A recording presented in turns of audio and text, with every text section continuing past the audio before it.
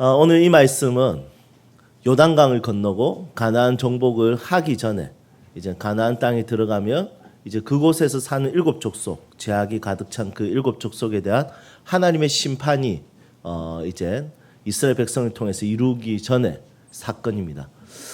이 5장은 굉장히 많은 요소들을 다루고 있습니다. 이 많은 요소들 중에 이스라엘 백성들에게 왜 이런 부분들을 원하셨을까? 하나님께서는 전쟁을 위해서라며 칼을 갈든지 돌을 갈든지 아니면 무기를 정비하든지 아니면 팀워크에 대한 연습을 하든지 전략을 세우든지 이렇게 해야 되는데 하나님께서는 참 독특한 요구를 하십니다. 그런 이런 요구들은 이 이스라엘 백성들의 전쟁은 창과 칼에 있는 것이 아니라는 것을 증명하고 있습니다. 만약 창과 칼의 전쟁에 승리가 달려 있다면 하나님께서 그들에게 명령하신 것이 창이었을 것입니다. 칼이었을 것입니다. 전략이었을 것입니다. 그런데 하나님께서는 그런 것들을 요구하지 않고 이 상황에 이게 맞는가 싶은 것들을 요구하십니다. 첫 번째 그게 뭐냐면 할례입니다. 할례 우리 남성분들의 포경 수술 이렇게 우리 현대 언어로는 사용합니다.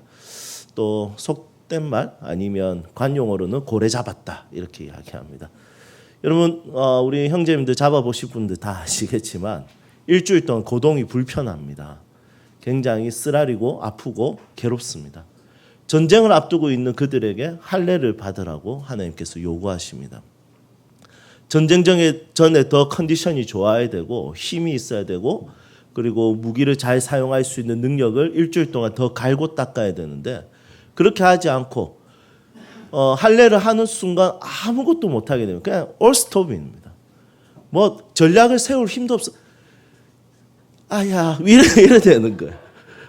여러분 무기를 갈 힘도 없습니다. 안 되겠다 이래 되는 거예요. 아무것도 못합니다. 여러분 이런 상황에서 왜 할례를 명령하셨을까? 시간 낭비이며 체력 낭비이며 전략에 대한 낭비일 수도 있다는 것이죠. 여러분 이런 부분들을 봤을 때 그리스도인의 진짜 승부는 총과 칼에 있는 것이 아니라는 것입니다. 지금 이 시대의 총과 칼은 무엇입니까? 돈이지 않습니까? 명예지 않습니까? 스펙이지 않습니까? 그런 요소들이 너무 중요한 부분들에 있어서 우리에게 요구되고 있습니다. 하지만 그리스도인들에게 진짜 중요한 전쟁 앞에서 꼭 가져야 될 것은 할례입니다. 할례라는 것은 뭘까요? 이 이스라엘 백성들에게 하나님께서 할례라는 의식을 주신 것은 하나님의 백성이라는 언약의 증표였습니다. 즉 정체성에 대한 다시 한 번 더 돌아봄이 필요한 것이죠. 이 이스라엘 백성들이 할례를 받았다는 것은 다시 가나안을 정복하기 전에 이들은 내가 하나님의 사람인가 아니면 내가 하나님의 사람과 상관없이 노예 출신의 사람인가 여기에 대한 정체성의 싸움이 계속 있었습니다. 왜냐하면 그들은 계속해서 광야 시간이 너무나도 힘들었나 봐요. 그래서 애굽으로 다시 돌아가고 싶었고 원망을 했고 불평을 했습니다. 애굽의 노예의 정체성과 하나님 백성에 대한 정체성이 계속해서 부딪힌 겁니다. 특히 오늘 이 할례를 받은 사람들이 2세대들인데 이 2세대들은 할례를 경험하지 못한 사람들이죠.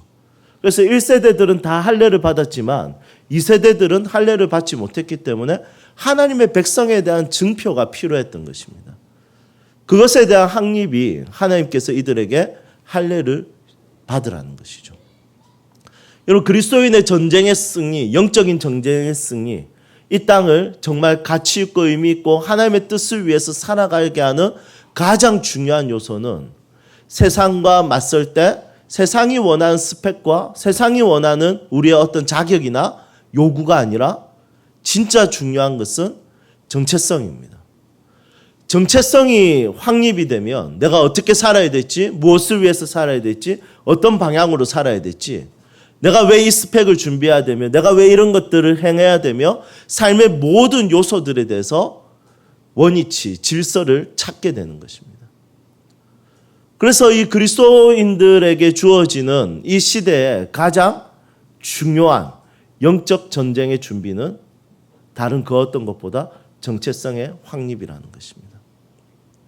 여러분, 여러분들은 누구입니까? 내가 누구인지 아는 것이 굉장히 중요합니다. 메타인지를 중요하게 여기는 이 시대 가운데 자기 자신의 삶, 자기 자신의 생각, 자기 자신의 존재의 가치, 의미 이것에 대해서 돌아보는 것이 굉장히 중요하다라고 세상도 말하고 있습니다. 하지만 하나님께서는 이미 3,500년 전에 모세의 시대에 여호수아 시대에 이 정체성에 대해서 메타인지 자기 자신을 어떻게 볼 것인가에 대해서 이미 하나님의 말씀을 통해서 우리에게 언급하고 있습니다. 여러분, 여러분들의 자녀 교육을 시킬 때 가장 중요한 의식이 무엇입니까? 할례 의식이죠. 그 할례 의식이라는 것은 실제로 포경 수술을 하는 것이 아니라 그 아이의 정체성에 대해서 계속 가르쳐 주는 것입니다. 너는 하나님의 백성이야. 너는 하나님의 아들이야. 너는 하나님의 딸이야. 언약의 자녀야. 너는 흔들릴 수 없으며 하나님이 너와 함께 하셔. 너가 이 세상 가운데 풍랑이 많고 파도가 높은 이 땅 가운데 이 전쟁 가운데 승리하는 삶은 너에게 가장 중요한 것은 너 자신이 누구인지 아는 것이야. 여러분, 이것을 설명해 줄 수 있는 기독 부모들이 이 세상에 필요하다는 것입니다. 여러분, 교회의 가치는 무엇일까요?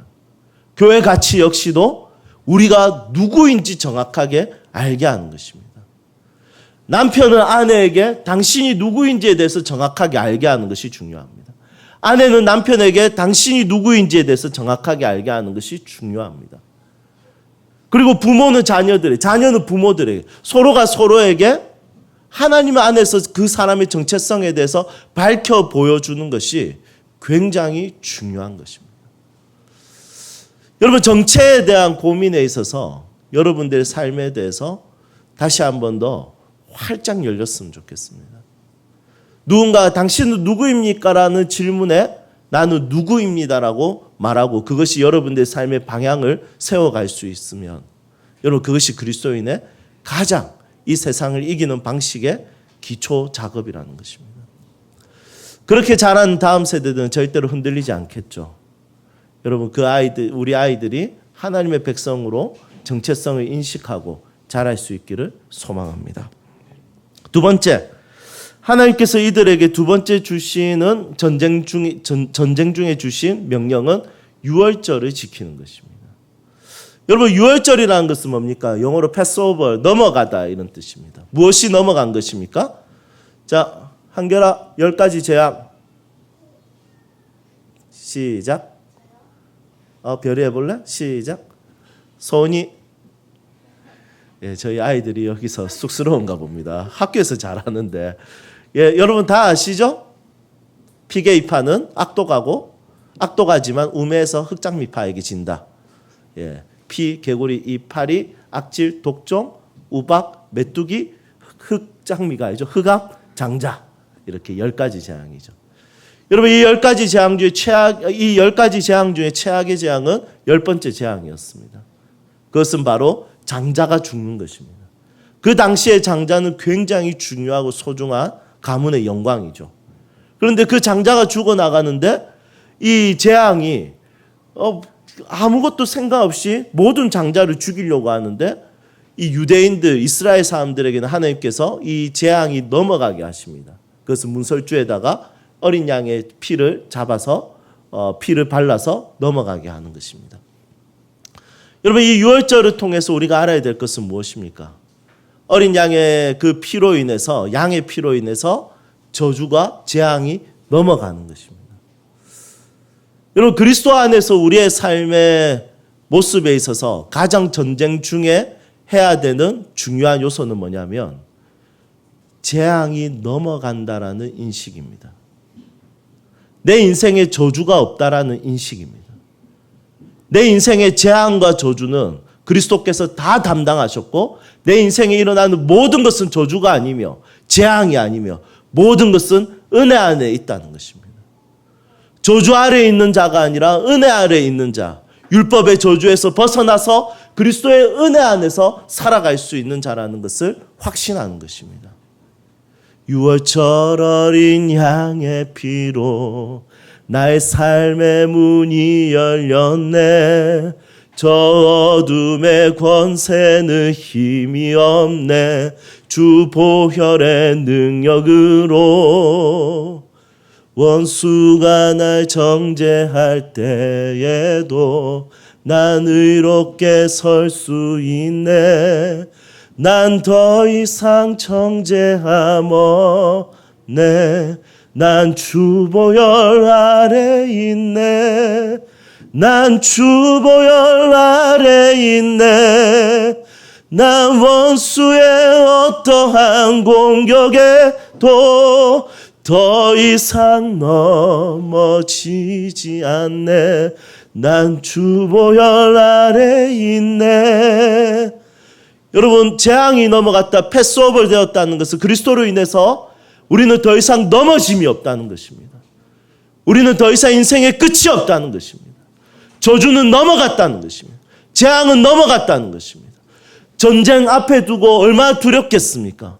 이제 그들을 이겨야 되는데, 그들은 정말 키가 크고 강한 자들인데, 블레셋의 혈통을 가진 자들이었는데 어떻게 그들을 이길 수 있을까라는 생각을 가지고 있지만, 가장 중요한 것은 나에게 저주가 넘어갔다라는 인식이라는 것입니다. 여러분, 자녀들을 축복하십시오. 여러분들의 가정을 축복하십시오. 그리스도의 이름으로 이 세상을 축복하십시오. 패스오버, 모든 것이 넘어갔으며, 모든 것이 넘어가고, 모든 것이 지나가며, 그리스도 안에서는 은혜의 기쁨과 영광이 있다는 것을 고백하십시오. 여러분, 이 유월절을 지키라는 것은 너희들에게는 저주는 없다라는 것을 하나님께서 전쟁 앞에서 말씀하시는 것입니다. 여러분, 여러분들에게 저주란 없습니다. 나는 재수 없어. 나는 운이 없어. 여러분, 걱정하지 마십시오. 그것은 재수와 운이 없는 것이 아니라 그것이 지는 것이 은혜였기 때문입니다. 그리고 곧 이기게 될 것입니다. 할렐루야. 세 번째, 이제 여리고 첫 번째 관문 앞에 섭니다. 위에 만나 이야기도 좀 하고 싶은데 시간 관계상 또 다음에 한번 만나 이야기, 그치는 이야기, 이거 한번 깊이 있게 다루면 좋겠습니다. 그런데 세 번째, 이제 여리고 첫 번째 관문 앞에 가까이 갔을 때 여호수아가 딱 보는 순간 여리고를 보려고 했는데, 그때 누가 등장하냐면 여호와의 군대 대장이 등장합니다. 여호수아가 질문하죠. 당신은 누굽니까? 우리 편입니까? 아니면 저들의 편입니까?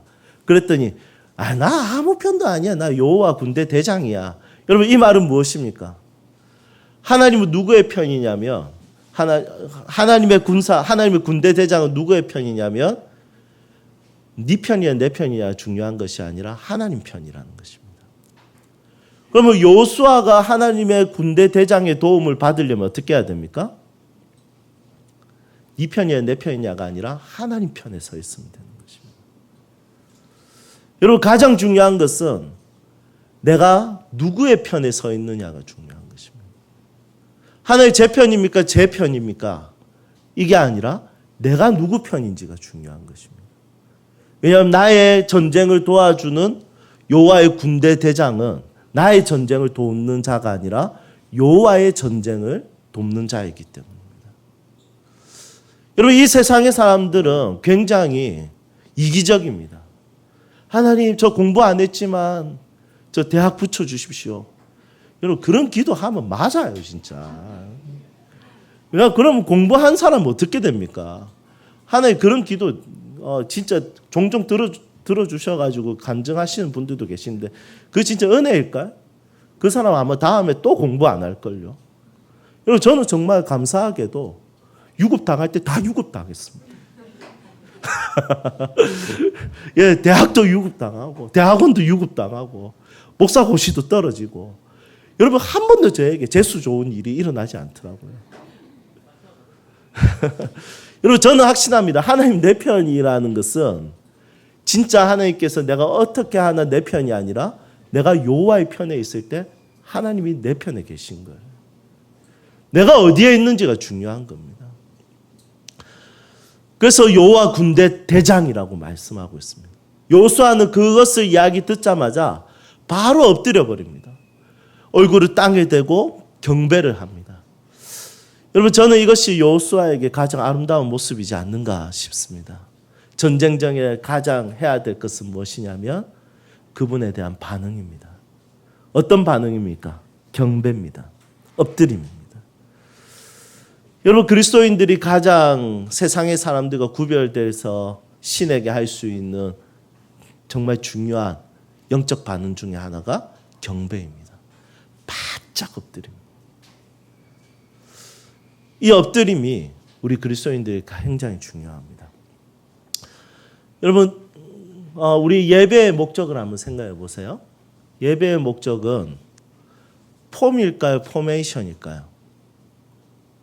폼이라는 것은 형식이죠. 예배의 형식. 포메이션이라는 것은 형성입니다. 여러분, 예배가 우리에게 주어지는 아름다움은 예배의 절차와 형식에 있는 것이 아니라 예배는 우리의 삶을 형성하는 것입니다. 포메이션. 여러분, 그래서 신앙은 폼이 잘 지켜지는 것, 형식이 잘 지켜지는 것이 아니라 하나님 앞에서 우리의 삶이 예배를 통해서 하나님과의 만남을 통해서 포메이션 되는 것입니다. 그런데 예배 자체의 목적은 사실은 포메이션이 아니에요. 예배 자체의 목적은 미팅입니다. 그분과의 만남입니다. 코이노니아, 그분과의 교제입니다. 그럼 포메이션은 어떻게 일어나냐? 그분과의 교제가 깊어지면 흘러 넘쳐서 나오는 삶의 열매가 형성적이게 되는 것이죠. 여러분, 여호수아가 전쟁에서 이스라엘 군사들을 이끌고 이길 수 있었던 것은 하나님 앞에 바짝 엎드리는 그 반응이 흘러 넘쳤을 때 나타나는 순종과 그리고 용기와 그리고 전진에 있었다는 것입니다. 여러분, 우리의 삶이 잘 세워지려면 하나님 내 삶을 잘 세워주시기를 바랍니다. 하나님, 제가 결심합니다. 결단합니다. 여기에 달린 것이 아니라 진짜 하나님과의 깊은 만남을 통해서 하나님이 어떤 분이신지, 하나님 나에게 원하시는 삶의 요구가 무엇이고 그것의 가치와 의미가 무엇인지 깨닫게 되는 순간 흘러 넘치게 되어서 내 삶이 포메이션 되는 것입니다. 예를 들면 나무가 있어요. 나무는 열매를 맺겠다고 노력하지 않습니다. 열매 맺어야지. 그러면서 사과 하나를 딱 맺는 게 아니라 모든 열매는 흘러 넘쳐서 나오는 것입니다. 영양소가 주어지고 그리고 햇빛을 받고 물을, 수분을 받으면 이것은 힘을 많이 줘서 맺는 것이 아니라 자연스럽게 흘러 넘쳐서 그것이 맺어지는 것이죠. 여러분, 우리 교회가 형식적인 교회가 되지 않기를 소망합니다. 진짜 삶이 형성되어지는 것을 정말 원합니다. 그런데 형식과 형성은 정말 한 끗 차이죠. 왜냐하면 형식을 잘 지키면 뭔가 형성된 것 같아요. 안 그렇습니까? 아, 저 사람 참 고든 사람이에요. 이러면 뭔가 형성되어진 것 같아요. 근데 사실은 여러분, 속으면 안 됩니다. 그 형식이에요. 형성이라는 것은 진짜 흘러 넘쳐서 나타나는 어떤 사랑, 어떤 그렇게 살 수밖에 없는 방향, 그렇게 살 수밖에 없는 어떤 집중, 어떤 에너지의 방향성, 이런 것들이 나타나는 게 형성이지, 어떤 형식을 잘 지켜서 형성이 되었다 이렇게 말하지는 않는다는 것이죠. 그래서 하나님과의 깊은 만남과 그분 앞에 내가 진짜 예배하는 마음, 그분의 영광에 반해버리는 마음이 내 삶에 흘러 넘쳐서 나타나는 것이 포메이션이라는 것입니다. 여러분, 우리 세움교회가 억지로 누군가의 삶을, 또 우리의 신앙생활을, 어떤 가정의 모습을, 어떤 직장의 모습을 여러분 이렇게 하셔야 됩니다라는 어떤 형식적인 이런 폼에 목숨을 거는 교회가 아니라 정말 흘러 넘치는, 정말 하나님 너무 사랑하고 예배 때 그분으로 인하여 감격하고 말씀을 열면 막 깨달아지는 것이 너무 많고 그분과의 대면을 통해서 내 삶이 자연스럽게 흘러나올 수 있는 그런 교회가 되면 행복하지 않을까 생각이 됩니다. 우리 자녀들도 마찬가지죠. 부모가 아무리 형식을 가르쳐도 속에 있는 마음은 다르니까 진짜 속상할 때가 있습니다. 정말 하나님께서 물 붓듯이 은혜를 주셔서 이 아이들이 형식적인 아이들이 아니라 진짜 존재 자체가 진짜 흘러 넘쳤으면 좋겠습니다. 그런 축복이 우리 자녀들에게 있기를 소망합니다. 우리 청년들 응원합니다. 우리 청년들 진짜 흘러넘치는 은혜 속에서 삶이 형성되어져서 좋은 가정을 이루고 좋은 하나님의 사람들이 되었으면 좋겠습니다. 우리 장년 성도들 축복합니다. 우리 장년들 정말 형식을 저버릴 수 없는 위치지 않습니까? 형식을 저버리는 순간 다른 사람들이 입을 댑니다. 하지만 여러분 그게 형식에서 나오는 것이 아니라 진짜 하나님과의 깊은 관계로 인해서 형식이 아니라 형성이 되었으면 좋겠습니다. 우리 중고등부 아이들, 저는 저 아이들의 무반응을 사랑합니다. 반응하지 않는 것에 예배 시간에 뭐 딴짓하고 있는 거 사랑해요. 예, 물론 종종 이렇게 눈 찌르고 싶을 때도 있지만, 하지만 저기 앉아서 기다려 줄 수 있습니다. 왜냐하면 언젠가는 하나님으로 인해서 예배에 목숨 거는 아이들로 자랄 줄로 믿습니다. 여러분 이런 신앙을 추구한다면 얼마나 행복하겠습니까? 예, 우리 신에 대해서는 다음 주에 또 다음번에 또 나누도록 하겠습니다.